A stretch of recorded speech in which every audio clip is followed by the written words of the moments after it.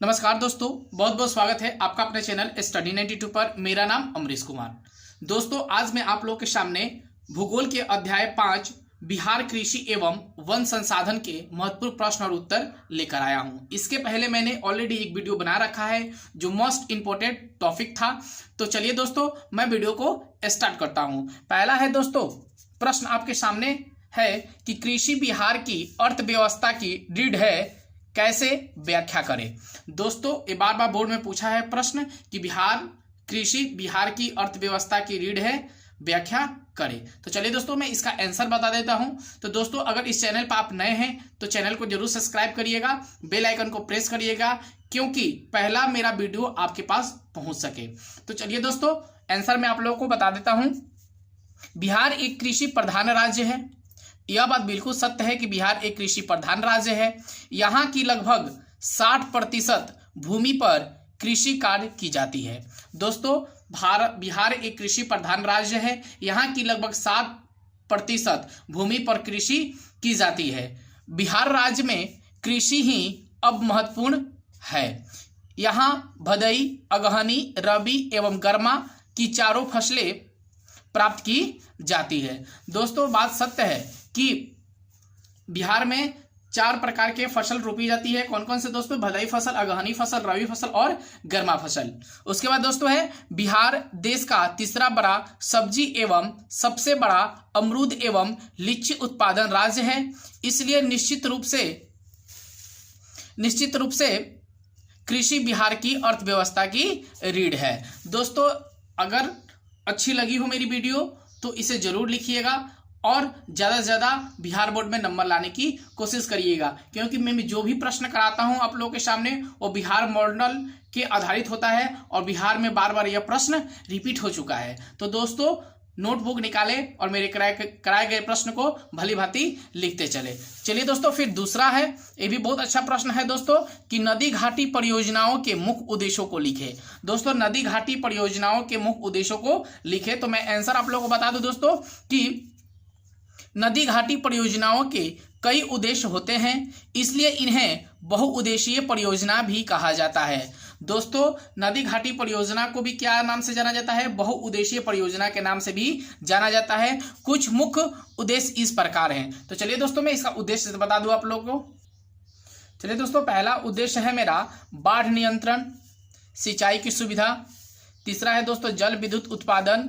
चौथा है भूमि अपरदन पर नियंत्रण। दोस्तों, पांचवा है यातायात विकास। छठा है दोस्तों औद्योगिक उपयोग। सातवां है दोस्तों पेयजल आपूर्ति। दोस्तों, आठवां है मृदा अपरदन नियंत्रण। दोस्तों, यह उद्देश्य हुए।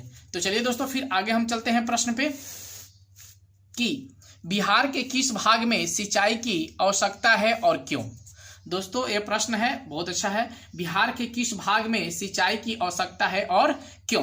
तो चलिए दोस्तों, मैं आंसर इसका बता देता हूं कि गंगा के दक्षिणी स्थित भाग की अधिकांश नदियां छोटा नागपुर पठार से निकलने के कारण बरसती है। इन नदियों में सालों भर जल नहीं रहता तथा आवश्यकता के समय जल उपलब्ध नहीं हो पाता, इसलिए बिहार के दक्षिणी भाग में सिंचाई की आवश्यकता है। दोस्तों, दक्षिणी भाग में जो गंगा है वहां पे पानी नहीं रहता है, जिसके कारण सिंचाई की आवश्यकता बहुत ज्यादा होती है, इसलिए वहां क्या है, सिंचाई की आवश्यकता है। तो चलिए दोस्तों, फिर हम आगे चलते हैं प्रश्न पे। अगला प्रश्न आप लोगों के सामने है कि बिहार में वन की कमी के 4 कारणों को लिखें। दोस्तों, बिहार में वन के 4 कारण कौन कौन से हैं। तो चलिए दोस्तों, मैं आंसर बता दूं आप लोगों को कि बिहार में वन की कमी के 4 प्रमुख कारण हैं। दोस्तों, पहला है बिहार विभाजन के पश्चात अधिकांश पहाड़ी एवं पठारी क्षेत्रों झारखंड में चला गया। दूसरा पॉइंट है दोस्तों बिहार की भूमि का कृषि कार्य के अनुकूल होना।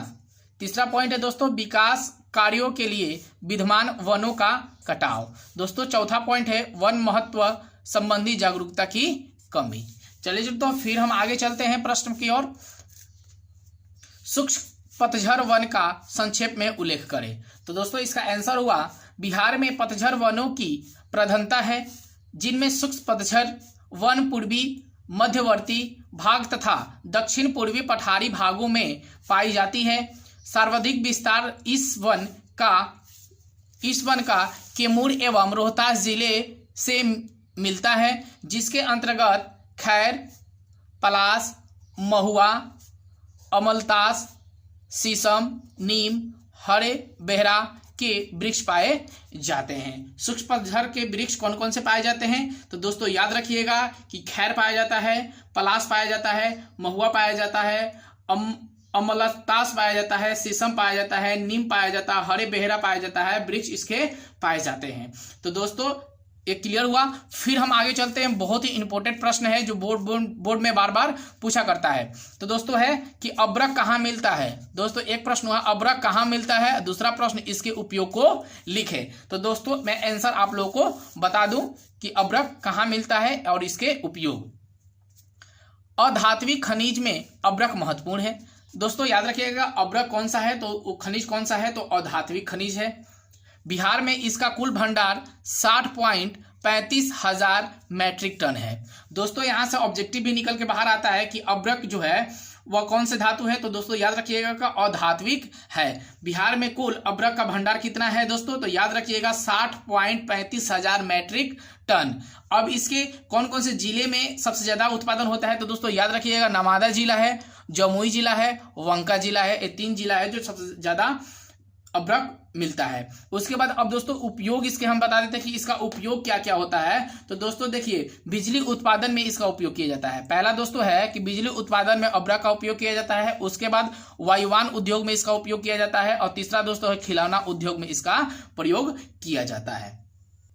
चलिए दोस्तों यह प्रश्न जो है वो दीर्घोत्तरीय प्रश्न है। मैंने 2 प्रश्न को चिन्हित किया है जो बोर्ड में बार बार पूछा करता है। तो चलिए दोस्तों दीर्घोत्तरीय से पहला प्रश्न बनता है आपका कि बिहार की कृषि से संबंधित समस्याओं का विस्तृत विवरण दे।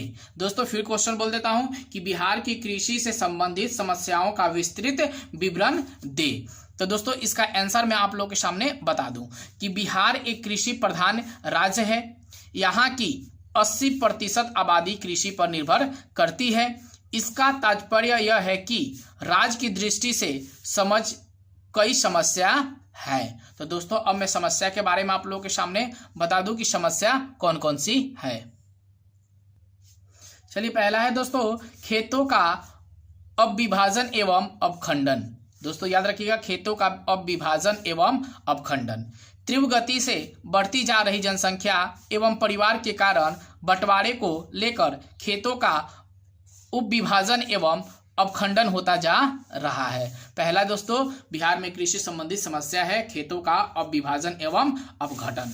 दूसरा है दोस्तों किसानों का अशिक्षित होना। दोस्तों दूसरा क्या मैंने पॉइंट रखा है, किसानों का अशिक्षित होना। तो दोस्तों इसका आंसर हुआ राज्य के अधिकांश किसान अशिक्षित हैं। इस कारण वे न तो असली बीजों का क्रय कर पाते हैं और न ही रासायनिक उर्वरक का। दोस्तों दूसरा पॉइंट है किसानों का और शिक्षा का अभाव भी बोल सकते हैं दोस्तों। तीसरा हुआ मेरा पॉइंट है दोस्तों बाढ़ एवं सुखाड़ का प्रभाव। यह बहुत ज्यादा है, बाढ़ भी आता है और सुखाड़ भी हो जाता है। बिहार में मानसून की प्रकृति काफी विविध रहती है। कभी यहाँ बाढ़ आ जाती है तो कभी यहाँ सुखाड़ का प्रकोप होता है। दोस्तों तीसरा पॉइंट हुआ बाढ़ एवं सुखाड़ का प्रभाव। दोस्तों चौथा पॉइंट हुआ आपका सिंचाई की समस्या। सिंचाई की भी बहुत बड़ी समस्या है।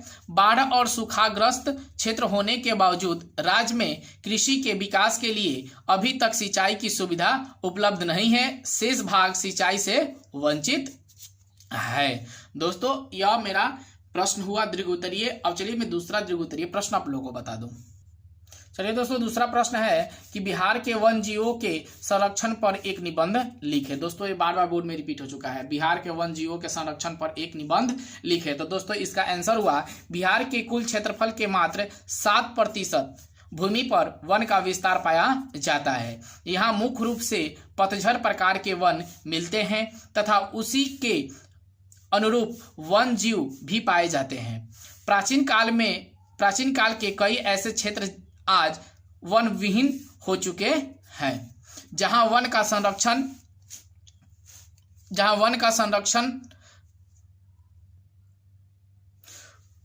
संरक्षण फैलाव तथा पटना स्थित संजय गांधी जैविक उद्यान 980 एकड़ में विकसित राष्ट्रीय उद्यान है। यहाँ जैव विविधता को बनाए रखने के लिए कई पशु पक्षियों को कृत्रिम रूप से अनेक निवास योग्य वातावरण तैयार कर संरक्षित रखा गया है। पटना के अतिरिक्त बेगूसराय जिले के मझौल में स्थित कांवर झील उल्लेखनीय है।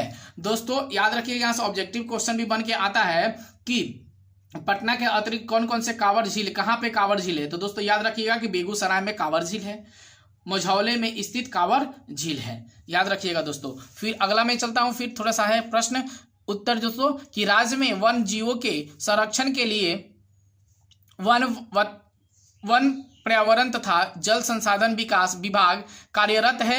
कई स्वयंसेवी संस्थाएं भी इस दिशा में कार्य कर रही है। दोस्तों अगर मेरी वीडियो अच्छी लगी हो तो एक लाइक बटन को दबाइएगा और ज़्यादा से ज़्यादा अपने दोस्तों में शेयर करिएगा दोस्तों।